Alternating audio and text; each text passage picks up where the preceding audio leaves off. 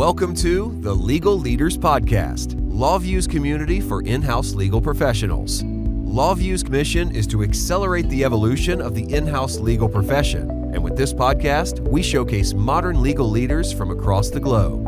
We explore their unique journeys and how they're driving the transformation of our new profession. Join David Lancelot, LawVu's Chief Legal Officer and Executive Vice President of Advocacy, as he explores the cutting edge of in-house legal leadership.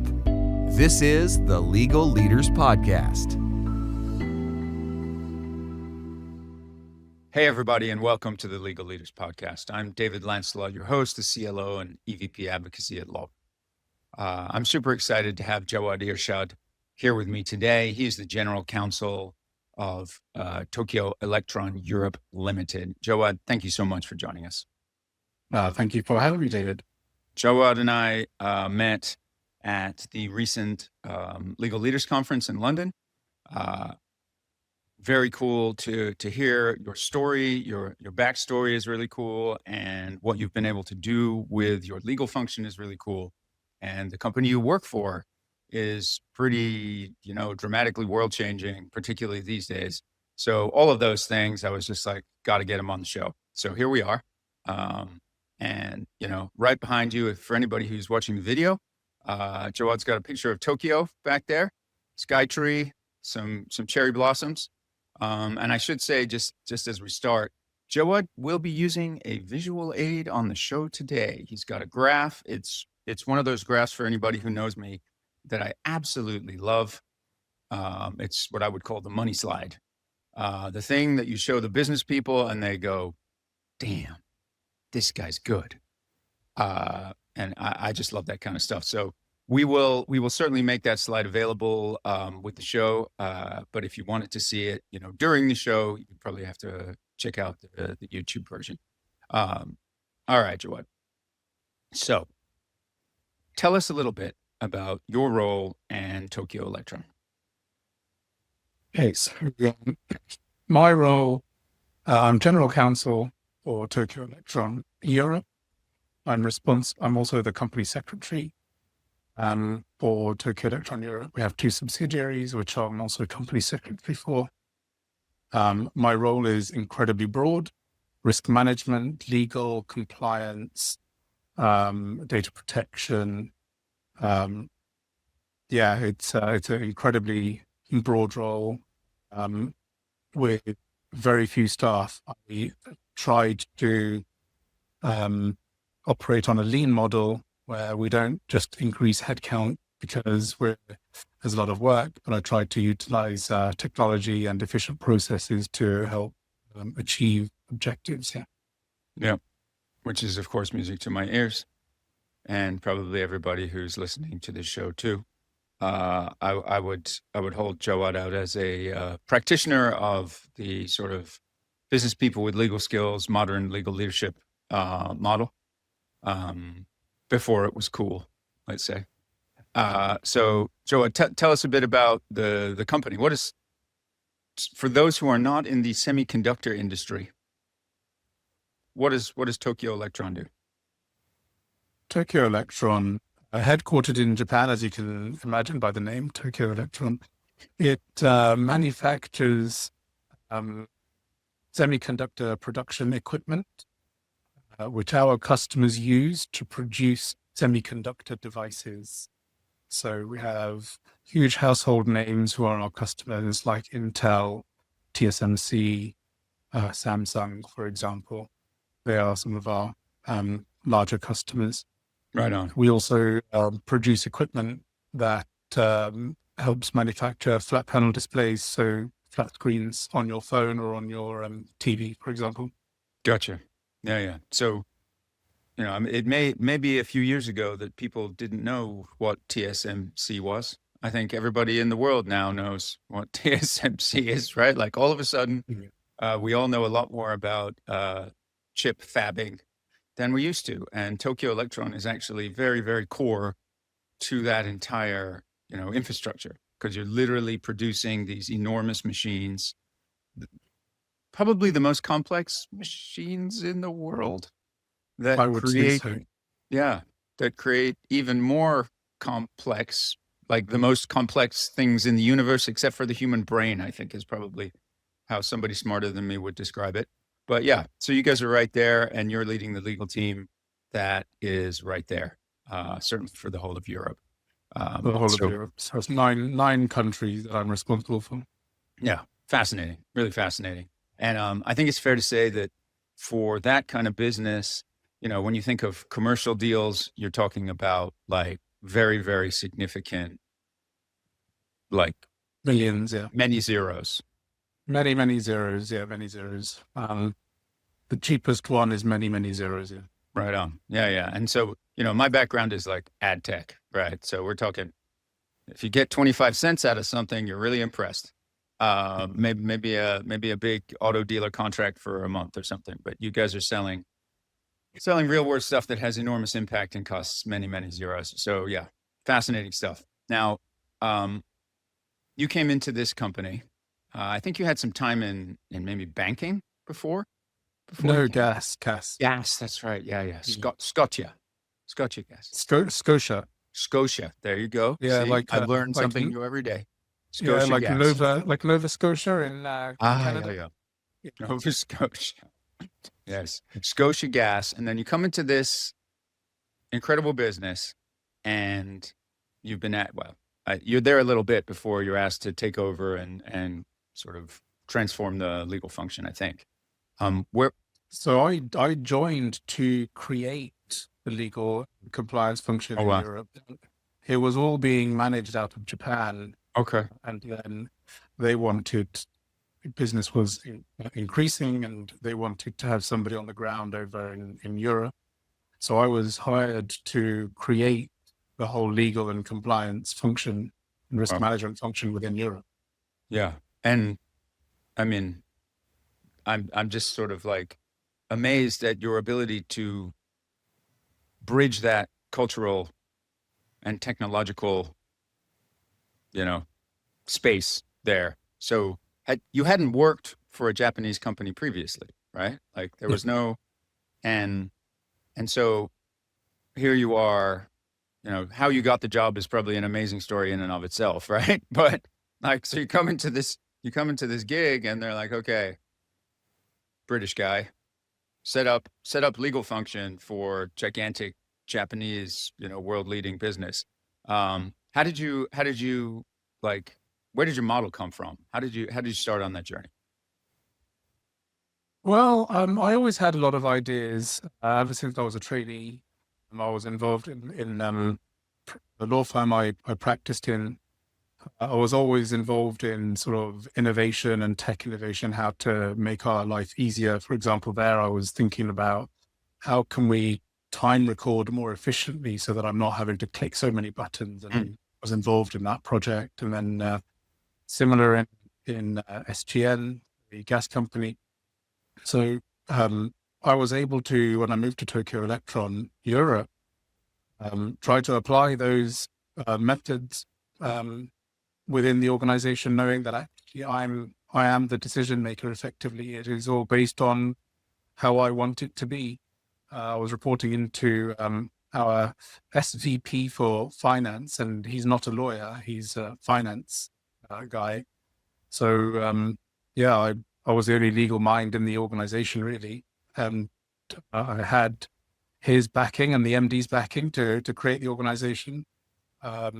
I was thrown in at the deep end. I was in the company for 2 days to make sure that my equipment was working, and then they shipped me off to Japan. Oh, wow. I'd never been to Japan before. No Japanese experience. The only bit of Japan I kind of knew was the fact that I used to drive a Honda. So that was my cultural experience of Japan. I'm sure they were impressed. Yeah. I'm sure they were. Very, very nice. Very nice. I went to Japan, and it was absolutely a brilliant experience meeting my colleagues there. Fantastic bunch of people. Yeah. I love going back. Yeah. I've been very fortunate to go to Japan many times. My wife is a Japanese speaker, worked in Tokyo, etc. And it always blows my mind. I just love going there. It's a wonderful place. So many cool things about it that we could go on and on about. But yeah. So You're starting in this new company, setting up this legal function, and how did you start? What was your approach? Still drafting contracts the hard way? With LawVu Draft, your team can create, review, and finalize contracts faster, work smarter, stay consistent, and reduce risk. Start your 14-day trial today at lawvudraft.com. It was first of all, you need to understand what duty the pan were performing for us, and to take over those duties. And then it was more to understand how is our business operating across all these different geographies. So it was a big learning exercise for probably the first 3 to 6 months, while trying to handle all the operational issues that Japan had just handed over, because it was easy to lighten their load. Sure. So, identifying law firms, creating a panel, all of that was sort of first step. Sure. To getting my initial support. And then went from there, really. After 6 months, created a sort of a short-term strategy on how we could maybe develop the service. And then around about 2020, sort of around COVID time, had a bit of time to think, right, how can we utilize technology and build that into the strategy, and did a lot of work over the following 2 or 3 years to identify the right technology that would help us. Right on. And so did you, initially you were relying on external counsel primarily, and then you were sort of got the confidence from the executives to start building up a team? Yes, exactly. Yeah, I hired a paralegal. I trained her, become a qualified solicitor in the UK. Absolutely Nice. Fantastic achievement. Yep. I'm quite proud of that. And then I hired another paralegal. She soon left after that for a fantastic job in a fintech organization. Also and proud of that. I was then left holding all the work again. And I then hired 2 more people who are still with me, and they're fantastic.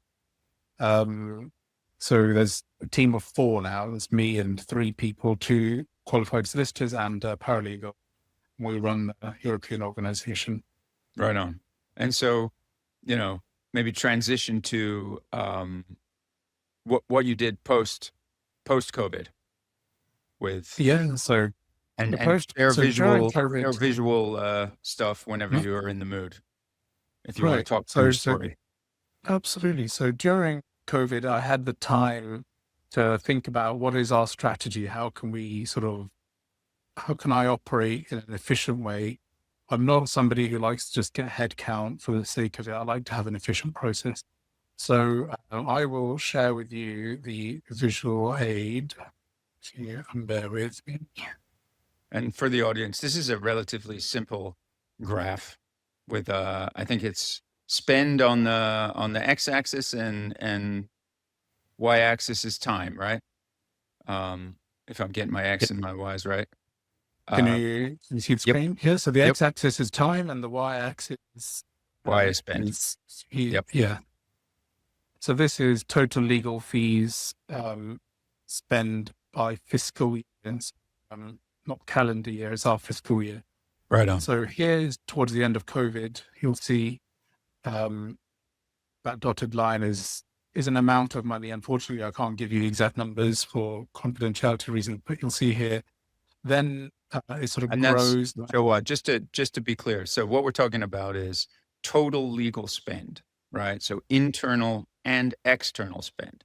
Internal being made up of people costs, everything that goes into headcount, as well as anything else, which would include things like capital expenditure, which would include things like software licenses or correct cool chairs for your office.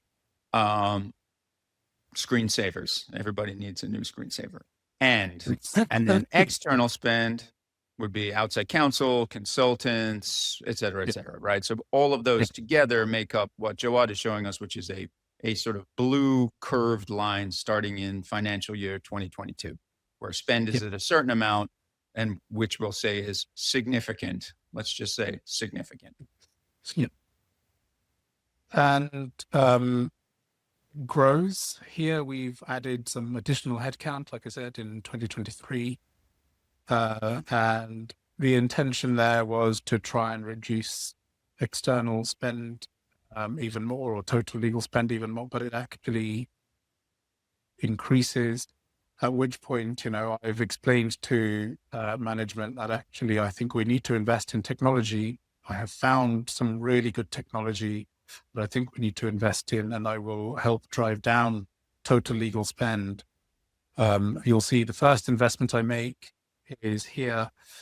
It's LawVu, who I invest in to streamline our operation, to improve our interaction with the business, to consolidate all of our contract and legal knowledge into one database that's easy to use. And hopefully the aim was to use existing knowledge from all our external counsel and to have easy access to it so that we could not ask for repeat advice and hopefully drive down spend. And you will see that actually it did work. You can see here, the line goes down, and we made a... So I think maybe once again, to just sort of explain to the audience, we've got a line which is mainly outside counsel going up at a pretty steep rate between 2022 and 2023. Then you're able to get in some headcount, which sort of reduces the steepness of that curve, right? Because people come in, and of course external counsel goes down, but people costs go up. So spend is still going up. And then you hit 2024, and I'm sure these are not like exact points in time when things happen, right? But over time, 2024, you make an investment. It happens to be in LawVu technology. And then this was the thing, when you told me this at the conference, I was just like, I got to tell the story, right? You said outside counsel spend just fell off a cliff, right? Like, and this to me is what I would call the money slide, where there's literally a peak. It looks like a mountain, right? And the mountain, you've got to the top of the mountain, you've got the people, you've got the technology, and then the OC spend just drops like precipitously until you make a further investment. I mean, and I'm sure you were able to say to your business people, look, it worked. And for your people in finance, that's all they need, right? They don't need a cuddle and a cup of tea. They need to see a graph that shows money going down, right? And if money spent goes down.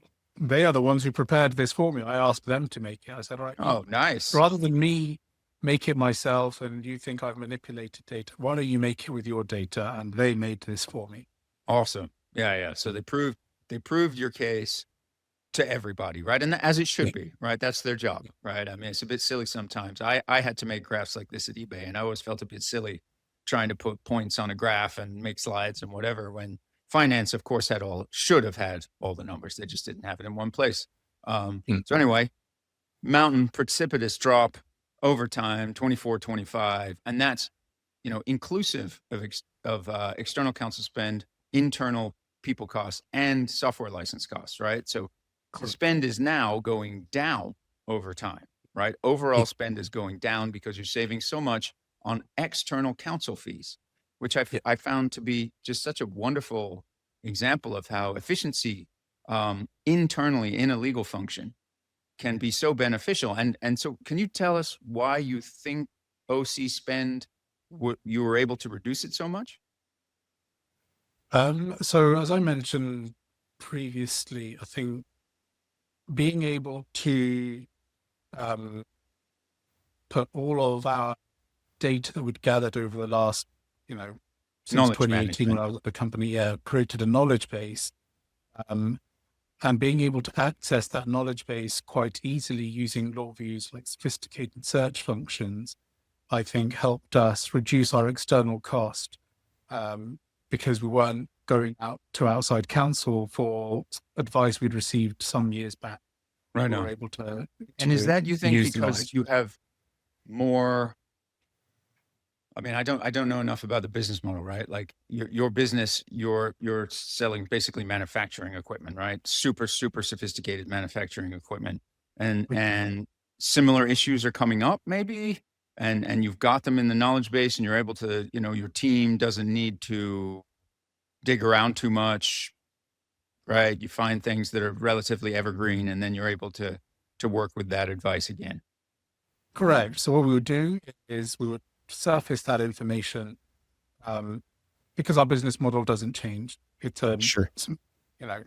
we make huge industrial equipment, and we're able to surface the information. It might be a couple of years old or 3 years old. So at least we have the advice, and now we're able to go to our external counsel and ask them to maybe just check if our initial research has informed us that actually there might be a change.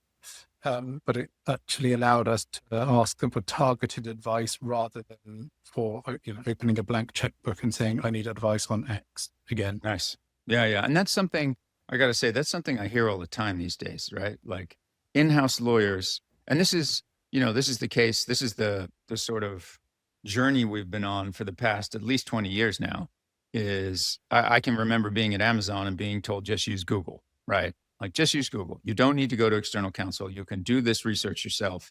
I mean, it wasn't on gigantic, whatever photolithographic chip manufacturing equipment regulations. It was on silly stuff. But I could still do it online, and I could still get 80% of the way there. And that was usually enough to answer the question, right? So don't use external counsel at all. And I hear it more and more now, particularly with generative AI and what we're talking about here, which is like knowledge, like real knowledge management. I gotta say, like maybe 2 or 3 episodes ago, it's literally the episode that just came out of this show.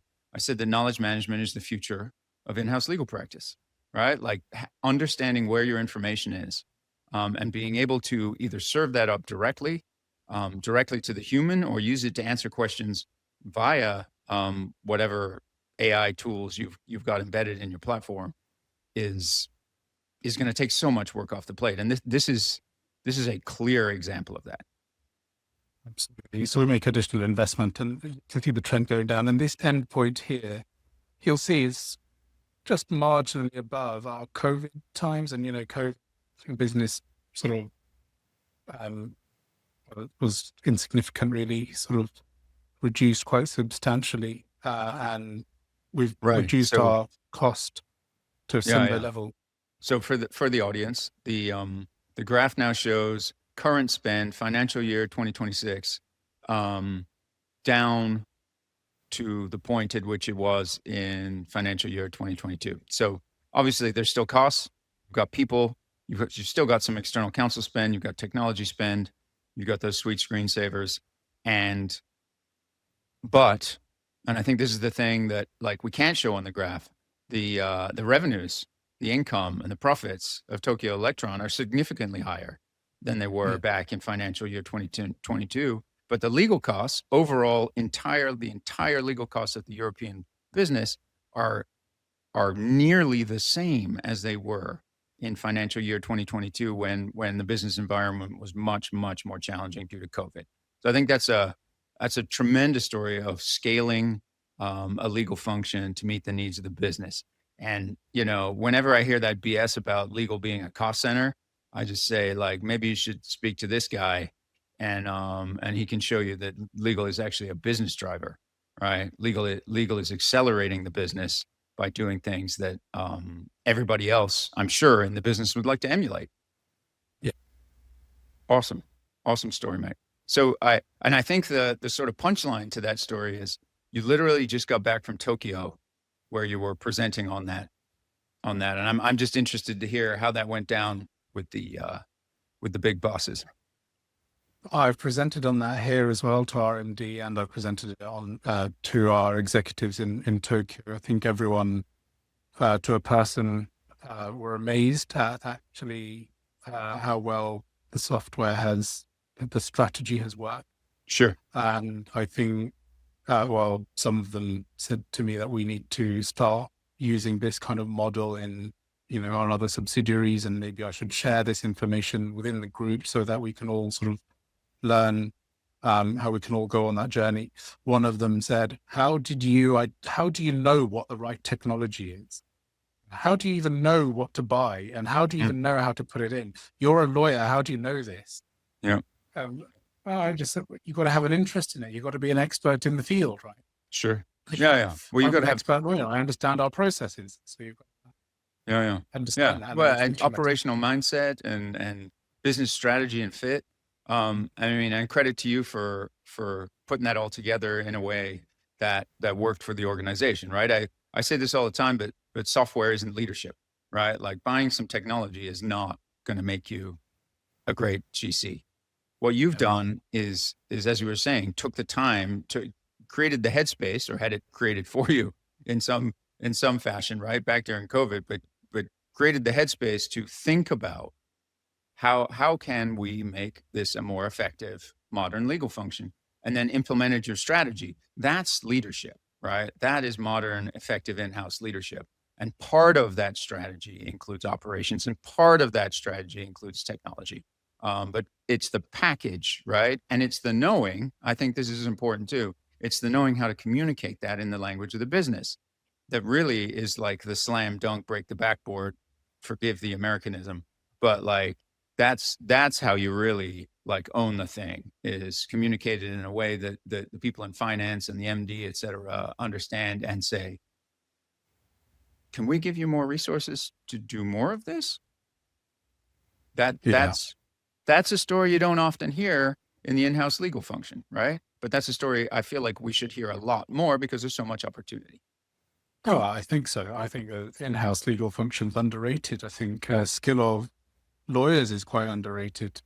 You know, we are actually leading business advisors. Indeed. And that kind of data proves it. Indeed. Yeah. Well, and I think, there's something to the fact that we've never been taught to toot our own horns. That is not part of the DNA of most lawyers, right? Like the most you get of that maybe would be some sort of barristery types in the UK. And I'm thinking personal injury lawyers in the United States, right? Who are like on billboards everywhere, that kind of vibe. But that is, all of us other lawyers, right? Especially in the States, we kind of cringe and go, gosh, that's embarrassing. I don't want to put my face on anything, right? That's for the client. That's for the customer, right? So it's very hard for us sometimes to say internally, hey, look, we're not a cost center. We're driving this business. So congrats to you for being able to do that, Jawwad. And I have a feeling you'll be going to Tokyo a lot more. Maybe while we still have time, we do a quick pivot to your backstory, because I think it's great. Rugby. Rugby. Yeah. So I was an avid rugby player when I was younger. And that was the profession I really wanted to go into when I was younger. I'm from a very traditional Asian household. And sadly lost my dad when I was young. So I was raised by my mum on her own with, she had 6 kids to raise. Wow. And her instruction was, everyone works hard, which we all did, and everyone's going to become a doctor. That's what she wanted. Job done. There I am saying, I don't want to be a doctor. What do you want to do, son? I want to be a rugby player. She said, why? I said, I've got a really big team in England wanting to sign me into their youth academy. Can I just go? She goes, I'm not going to drive you to them. You're going to be a doctor. And I said, okay, well, I'm absolutely not going to be a doctor. We'll see what happens. And then she said, all right, you're going to go and be a lawyer. And I said, fall okay, back. I can't say no to my mum once. I was a mummy's boy. And that was hard enough to rebel against, to be a doctor. But I still did chemistry A-level, half a foot into medicine if I wanted to. But she said law. I ended up becoming a lawyer. So she's got a bunch of doctors and 1 lawyer. And you went to Queen Mary? Queen Mary in London. In London, yes. Also an alma mater of mine. A great school, I got to say. Great school. Yeah. You told me at some point you didn't do the vacation scheme before your training contract. I did traditional pathway into training contracts is a lot of law firms, large law firms, they hold vacation schemes for aspiring lawyers.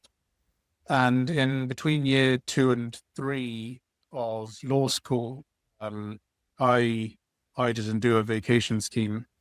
And when I was asked at interviews why I didn't do a vacation scheme and whether I was serious about my profession, I said, I'm very serious about my profession. I have done other experience. I worked in the Houses of Parliament. I did work experience in Germany with a German law firm, all in German, by the way. Oh, wow. I didn't know that. But I So you did speak not. German? I speak some German, yeah. Oh, wow. Okay. And when asked at interviews why I didn't do a vacation scheme, I said I worked really hard in my law degree and I just wanted to have a summer off. So I was just plain honest. Mhm. I think the honesty went down quite well. Yeah, I had good No, answers. indeed. And are you currently based in London or Exeter? I live in London. The Okay. office is in Crawley, which is just Right on. south of. Okay, gotcha. Yeah. Good London boy. I'm a Crawley Croydon lad myself from generations. Well, Jawwad, I think that's super insightful. You've really, I think, set the bar when it comes to like implementing and communicating that journey from sort of standard model to transformed model. And I really appreciate you sharing that with our audience. And I know everybody will be interested to connect with you. Jawwad's on LinkedIn, of course. And yeah, really looking forward to hearing all of the next parts of your journey, because I know it's going to be super interesting. So thanks for joining us today. Thank you very much. Thank you for having me, David. Yep. And thanks everybody for joining us on the Legal Leaders Podcast. We'll see you next time.